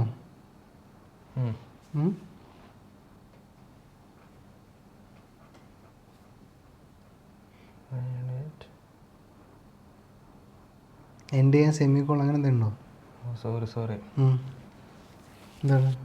റൂൾസ് എഴുതാൻ പറഞ്ഞത്. അപ്പോൾ ഓരോ ഫീൽഡിനും റൂൾസ് എഴുതാൻ വേണ്ടിയിട്ട് ഓക്കെ, നമ്മളൊരു മെത്തേഡ് എഴുതും, റൂൾസ്. ഇനി ഇതിൻ്റെ ഉള്ളിലാണ് നമ്മൾ ഈ റൂൾസ് എഴുതുന്നത്. ഓക്കെ ഓക്കെ ഓക്കെ, എന്നിട്ട് എന്തോ ഒരു മെസ്സേജ് ആയിട്ട് വേറൊരു പാർട്ട് വെക്കും, അങ്ങനെ അതെ. ഈ റൂൾസ് കഴിഞ്ഞിട്ട് പിന്നെ മെസ്സേജ്. എനിക്ക് ഓർമ്മയുണ്ട്, പണ്ട് ചെയ്തിട്ടുണ്ട്, പണ്ട് കണ്ടിട്ടുണ്ട് ഇതൊക്കെ. ഓക്കെ, ഇനി നോക്കാം. വന്നിട്ടില്ല.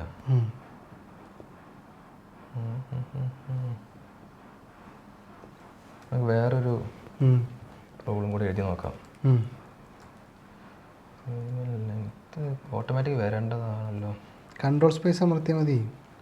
ലെങ്ത് 4. ഇപ്പോഴും കൺട്രോൾ സ്പേസ് അമർത്തിട്ടാ അല്ലെങ്കിൽ സ്പെല്ലിംഗ് മിസ്റ്റേക്ക് വരും. കൺട്രോൾ സ്പേസ് അമർത്താൻ സജഷൻ വരാൻ വേണ്ടിയിട്ടാണ്. ഓക്കെ ഓക്കെ ഓക്കെ, എറർ വരുന്നുണ്ട് ഇപ്പോൾ. ജസ്റ്റ് ജി അടിച്ച് കഴിഞ്ഞാൽ എറർ പോയി, ഓട്ടോമാറ്റിക് പോയി.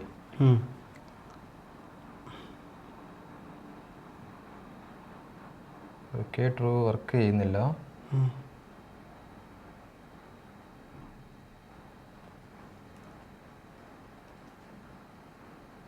വർക്ക് ചെയ്യുന്നില്ല. പ്ലീസ് എൻ്റെ അറ്റ്ലീസ്റ്റ് 4 ക്യാരക്ടർ വന്നില്ല. അതെ, അത് നമ്മൾ രണ്ടാമത് കൊടുത്ത റൂളാണ്. അതായത് മിനിമം 4 ലെങ്ത് 4 എന്നുള്ളത്. ഓക്കെ, അതായത് 4 ലെറ്റേഴ്സ് അടിച്ചു കഴിഞ്ഞാൽ സബ്മിറ്റ് ചെയ്യാൻ പറ്റും.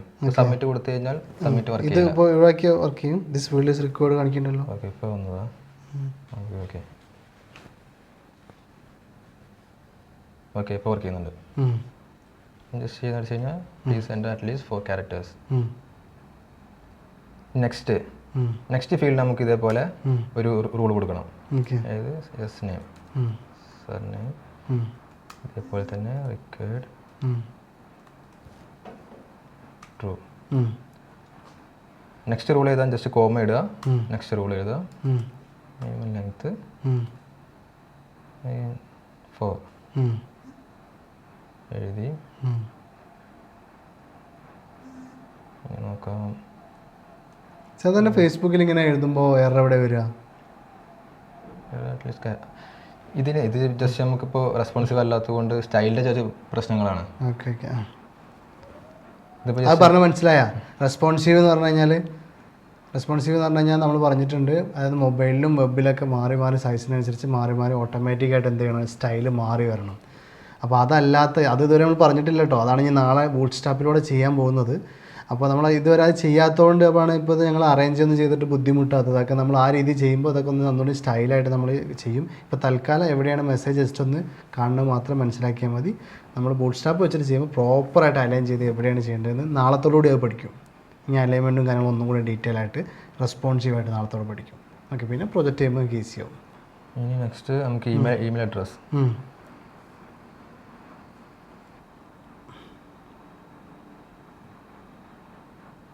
Okay, true.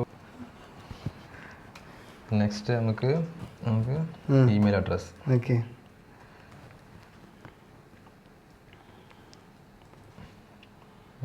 Address spelling mistake.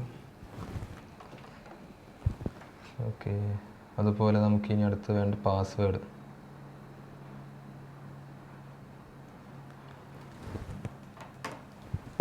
അതുപോലെ എല്ലാ ഫീൽഡിനും നമ്മളൊരു നെയിം കൊടുക്കുക.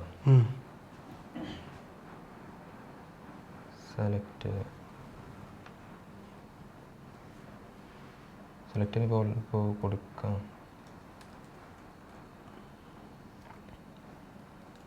ഡേ, ഫസ്റ്റ് ഡേ, പിന്നെ മന്ത്.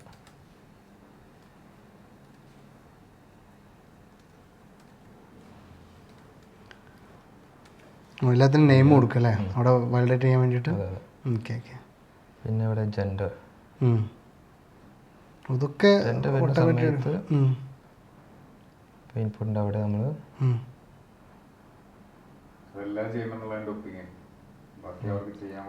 കണ്ടില്ലേ, ഇപ്പോൾ ഈ റേഡിയോ ബട്ടൺസ് 3 ക്ലിക്ക് ചെയ്യാൻ പറ്റുന്നുണ്ട്. കസ്റ്റം എന്തിനാ? അതും കൊടുക്കണം. ഫേസ്ബുക്കിൽ അങ്ങനെ തന്നെ വരുന്നുണ്ട്. എങ്ങനെ? കസ്റ്റം എന്നുള്ള ഫീമെയിൽ മെയിൽ കസ്റ്റം എന്നുള്ള ഓപ്ഷൻ വരുന്നുണ്ട്. വരുന്നുണ്ട്. Okay okay. അപ്പോൾ നമ്മൾ ഈ ആ ഒരു ഇത് കണ്ടില്ലേ, 3 ബട്ടൺ ക്ലിക്ക് ചെയ്യാൻ പറ്റും. നമുക്ക് ഒറ്റ ബട്ടണേ ക്ലിക്ക് ചെയ്യാൻ പാടുള്ളൂ. അപ്പോൾ നമ്മളിപ്പോൾ ഇൻപുട്ട് ഫീൽഡിലൊന്നും കൊടുത്തിട്ടില്ല. അപ്പോൾ ഇൻപുട്ടിൽ നമ്മളൊരു 3 എണ്ണത്തിനും ജെൻഡർ നെയിം കൊടുക്കുക. 3 എണ്ണത്തിനും സെയിം നെയിം കൊടുക്കുക. അതെ. ഓക്കെ. എന്നാൽ അതൊരു റേഡിയോ ബട്ടണായി വർക്ക് ചെയ്യുള്ളൂ. Okay okay. നമ്മൾ പറഞ്ഞിരുന്നല്ലോ, അത് റേഡിയോ ബട്ടൺ ചെയ്തപ്പോൾ നമ്മൾ പറഞ്ഞിട്ടുണ്ടായിരുന്നത് നെയിം കൊടുക്കണം എന്നല്ലേ. ഒന്നിലെ ക്ലിക്ക് ചെയ്യാൻ വരുന്നുള്ളൂ. Okay okay. നമുക്ക് വീണ്ടും ഇനി വാലിഡേഷൻ നോക്കാം. സ്ക്രിപ്റ്റിൽ നെക്സ്റ്റ് ഏതായിരുന്നു? Email address. ഇമെയിൽ അഡ്രസ് എന്നാണ് എഴുതിയത്. Okay okay. അഡ്രസ് ഇതൊക്കെ റൂൾസിൻ്റെ ഉള്ളിൽ തന്നെ അല്ലേ? ഇവിടെ വന്നു എന്താ വന്നേ? Expected comma. ചിലപ്പോൾ നമുക്ക് ഈ ഐഫൺ ജസ്റ്റ് ഒന്ന് ഒഴിവാക്കി നോക്കാം. അപ്പോൾ ഐഫൺ അവിടെ യൂസ് ചെയ്യാൻ പറ്റില്ല. ഓക്കെ. അപ്പോൾ നമുക്ക് ആ ഒരു നെയിം അവിടെ ചേഞ്ച് ചെയ്യണം. അവിടെ ഐഫൺ നമുക്ക് ക്യാപിറ്റൽ എ കൊടുക്കാം. Email address. ഓക്കെ, ഇതിനി റിക്വയർഡ് നേരത്തെ ഇതുപോലെ ട്രൂ. എന്തായാലും അത് എൻട്രി ചെയ്യണം. ഇനി ടൈപ്പ് എന്നൊരു ആട്രിബ്യൂട്ട് ഉണ്ട്. Type email. ഇമെയിൽ അഡ്രസ് അല്ല, ഇമെയിൽ വെച്ച് കഴിഞ്ഞാൽ ജസ്റ്റ് നോക്കാം.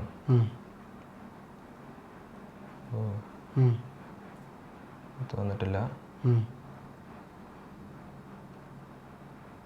ടൈപ്പ് വന്നിട്ടില്ല. ഓക്കെ.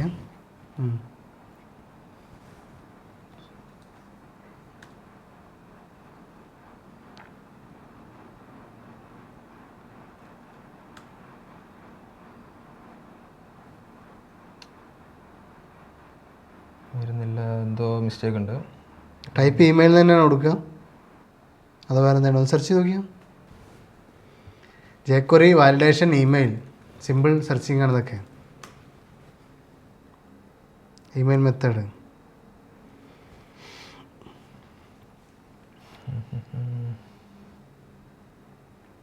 സോറി ഇമെയിൽ ട്രൂ എന്നാ. ഇമെയിൽ ഫുൾ കോൺ ട്രൂ എന്നുള്ളതാണ്. ഇത്രേ ഉള്ളൂ കേട്ടോ. ഇങ്ങനെയുള്ള കാര്യങ്ങളൊക്കെ ജസ്റ്റ് എന്താണ് വേണ്ടത്, jQuery email validation, that's all. അത് കിട്ടും, അത് എടുത്തിടുക. Email true. ഇനിയിപ്പോൾ ജസ്റ്റ് നമുക്ക് മൊബൈൽ നമ്പർ ആണെങ്കിൽ നമ്പർ ട്രൂ, അങ്ങനത്തെ ഏത് ടൈപ്പ് വാല്യൂ ആണോ അത് ഇസ് ട്രൂ. ഇതിപ്പോൾ ഇനിയിപ്പോൾ നെക്സ്റ്റ് ചെയ്ത് നമുക്ക് വാല്യൂ വേണ്ടേ, ഈക്വൽ ടു അല്ല കേട്ടോ, അവിടെ അസൈനിങ് അല്ല, ഫുൾ കോളിനാണ്. നമുക്ക് ഇമെയിൽ കഴിഞ്ഞു. ഇനി പാസ്വേഡ്. പാസ്വേഡ് നമ്മൾ നേരത്തെ എഴുതിയ പോലെ തന്നെ ലെങ്ത് മാത്രം ചെക്ക് ചെയ്താൽ മതി.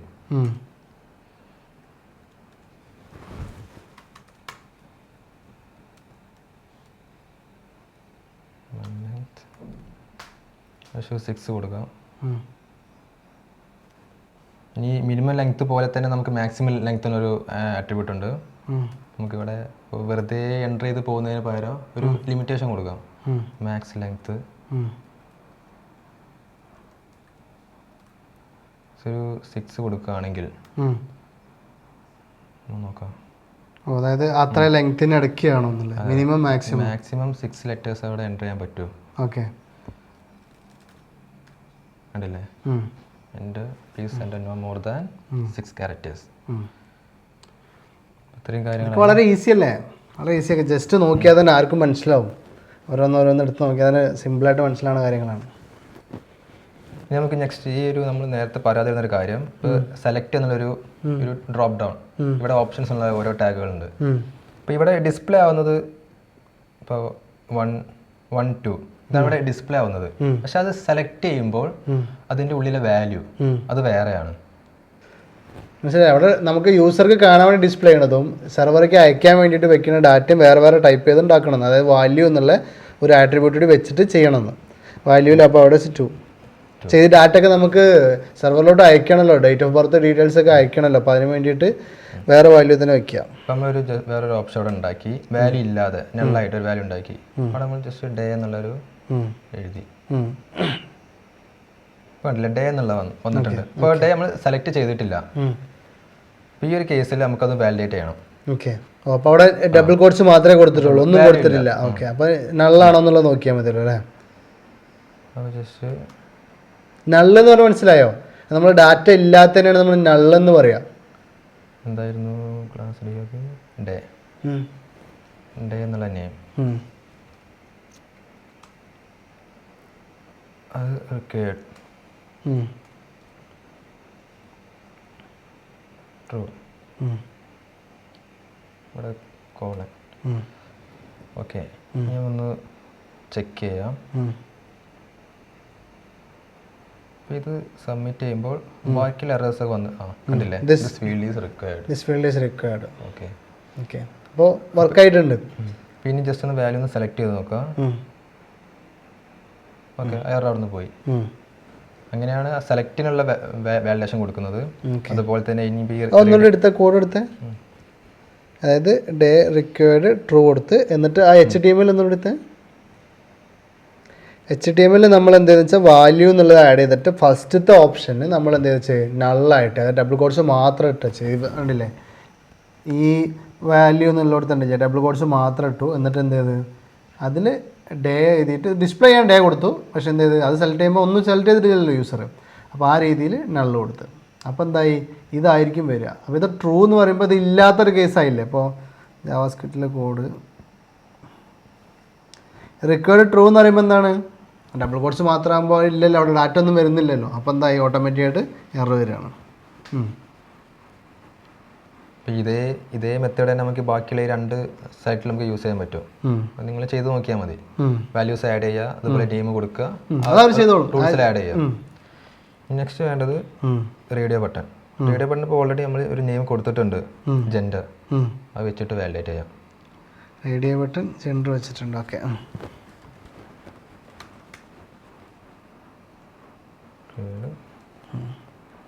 ട്രൂ. ഇനി സബ്മിറ്റ് കൊടുക്കുന്ന സമയത്ത് ദിസ് ഫീൽഡ് ഈസ് റിക്വയർഡ് വന്നില്ലേ, മെയിൽ ഫീമെയിൽ കസ്റ്റം വന്നപ്പോൾ ഓപ്ഷൻ വന്നിട്ടുണ്ട്. ജസ്റ്റ് ഒന്ന് ഒരു ഓപ്ഷൻ ക്ലിക്ക് ചെയ്തു, അപ്പോൾ അത് പോയി. പോയി. ഓക്കെ ഓക്കെയാണ്. ഇനി ഇതിൽ ഒരു കാര്യം പറയാനുണ്ടല്ലോ, മറ്റേ നമ്മൾ റൂൾസ് എഴുതിയല്ലോ, അതേപോലെ ഒരു സെഷൻ കൂടി താഴെ ഉണ്ടല്ലോ മെസ്സേജ്. നമ്മളിപ്പോ മെസ്സേജ് ഒന്നും കൊടുക്കാത്തന്നെ ഡിഫോൾട്ട് ആയിട്ട് ഇപ്പൊ ഫസ്റ്റ് കണ്ടില്ലേ ദിസ് ഫീൽഡ് ഇസ് റിക്വയർഡ്, അതിന് പകരം നമ്മൾ കസ്റ്റമായിട്ട് ഒരു മെസ്സേജ് കൊടുക്കുക ആ ഫീൽഡ് എൻ്റർ ചെയ്തില്ലെങ്കിൽ. ഓക്കെ ഓക്കെ മനസ്സിലായി. അതായത് വെബ് നെയിമിന്റെ നമുക്ക് മെസ്സേജ് ഒന്ന് മാറ്റി വെക്കാന്നാല്. അപ്പോൾ ഈ റൂൾസിന് താഴെ അതൊന്ന് ആലോചിക്കണേ. ഇപ്പോൾ ഈ റൂൾസിന്റെ, അതായത് റൂൾസ് ഇവിടെ സ്റ്റാർട്ട് ചെയ്തിട്ട് റൂൾസ് എൻഡ് ചെയ്ത് നോക്കണം, ഇവിടെ എൻഡ് ചെയ്ത് ഈ ബ്രേസിന് ഭയങ്കര ഇമ്പോർട്ടൻസ്. ആദ്യമായിട്ട് കാണുന്നവർക്ക് ഇത് ഭയങ്കര ഡിഫിക്കൽട്ട് ആയിട്ട് ഫീൽ ചെയ്യും. പക്ഷെ ആലോചിക്കുക, ഇവിടെ എന്താണ്, ഇവിടെ ഒന്ന് ക്ലിക്ക് ചെയ്താൽ തന്നെ എന്ത് ചെയ്യും, നമ്മളുണ്ട് ഇവിടെ സെലക്ട് ചെയ്ത് കാണിക്കുന്നുണ്ട്, ഒരു ബോക്സ് ആയിട്ട് കാണിക്കുന്നുണ്ട്. ഈ ഒരു ബ്രേസ് മാത്രം ഇവിടെ സെലക്ട് ചെയ്താൽ അതിൻ്റെ എൻഡിൽ എന്ത് ചെയ്യും, ഒരു ബോക്സ് ആയിട്ട് കാണിക്കുന്നുണ്ട്. അതൊക്കെയാണ് ഈ ID യൂസ് ചെയ്യുന്നുള്ള ഗുണം. ഇതിപ്പോൾ നിങ്ങൾ ടെക്സ്റ്റ് ഫയൽ എഴുതുകയാണെങ്കിലോ എഴുതാൻ പറ്റായിട്ടല്ല, ഇതേമാതിരിയുള്ള ഗുണങ്ങളൊന്നും കിട്ടൂല. അപ്പോൾ എന്ത് ചെയ്ത് ഇനി ഇവിടെ എഴുതല്ലേ. ഇത് കഴിഞ്ഞിട്ട് നെക്സ്റ്റ് മെസ്സേജസ്.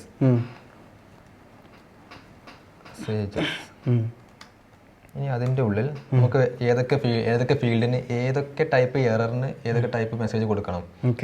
ഇപ്പോൾ എഫ് നെയിം എന്നുള്ള ഇൻപുട്ട് ഫീൽഡ്, അതിൽ തന്നെ നമ്മൾ വാല്യൂ എൻ്റർ ചെയ്തിട്ടില്ലെങ്കിൽ റിക്വയർഡ് എന്നുള്ള, അപ്പൊ റിക്വയർഡിന് വേണ്ടിയിട്ട് വേറെ മെസ്സേജ് എഴുതാം. വേണമെങ്കിൽ എഴുതിയാൽ മതി. കസ്റ്റമായിട്ട് എല്ലാത്തിനും നമുക്ക് മെസ്സേജ് വേറെ വേറെ എഴുതാം. അല്ലെങ്കിൽ കോമൺ ആയിട്ട് എങ്ങനെ എഴുതാം? അപ്പോൾ കോമൺ ആയിട്ട് ജസ്റ്റ് ഇപ്പോൾ റിക്വയർഡ് വേണ്ട, ഇവിടെ നമുക്ക് ജസ്റ്റ് എഴുതി നോക്കാം. അത് ആദ്യം എൻ്റെ ഫുൾ നെയിം അല്ല, എൻ്റെ ഫസ്റ്റ് നെയിം, എൻ്റെ ഫസ്റ്റ് നെയിം.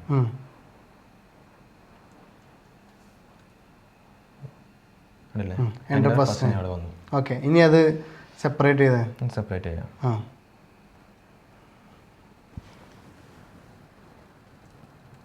ഇനി വാല്യൂ എൻ്റർ ചെയ്തിട്ടില്ലെങ്കിൽ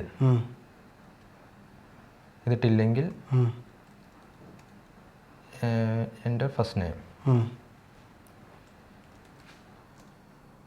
ഓക്കെ, നെക്സ്റ്റ് നമുക്ക് ഒരു എൻ്റർ ചെയ്തു, ഇപ്പോൾ 4 ലെറ്റർ എൻ്റർ ചെയ്തിട്ടില്ലെങ്കിൽ അതിന് കസ്റ്റമായിട്ട് വേറൊരു മെസ്സേജ്. ഇപ്പോൾ മിനിമം ലെങ്ത് എന്നുള്ള ഒരു റൂളിന് വേണ്ടിയിട്ട് എൻ്റർ ഓരോന്നിനും വേറെ വേറെ മെസ്സേജ് അവിടെ എഴുതാം. ഒന്ന് ജസ്റ്റ് കാണിച്ചാൽ മതി, എൻ്റെ ബാക്കി അവർ എഴുതിക്കോളും. ഓക്കെ,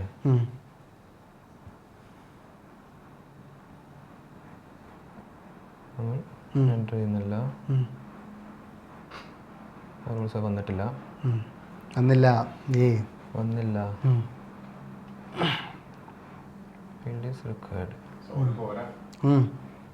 പ്രശ്നമാണ് അതല്ലേട്ടാ, അതിങ്ങനെ തന്നെയാണ്, ഇങ്ങനെ ചെയ്ത് തന്നെ നമ്മൾ ഫീൽഡ് മെൻഷൻ ചെയ്തില്ല, ഏത് ഫീൽഡിന് വേണ്ടിയിട്ടുള്ളതാണെന്ന്. ഓക്കെ എഫ് നെയിം എന്നുള്ള എഴുതണം. ഓക്കെ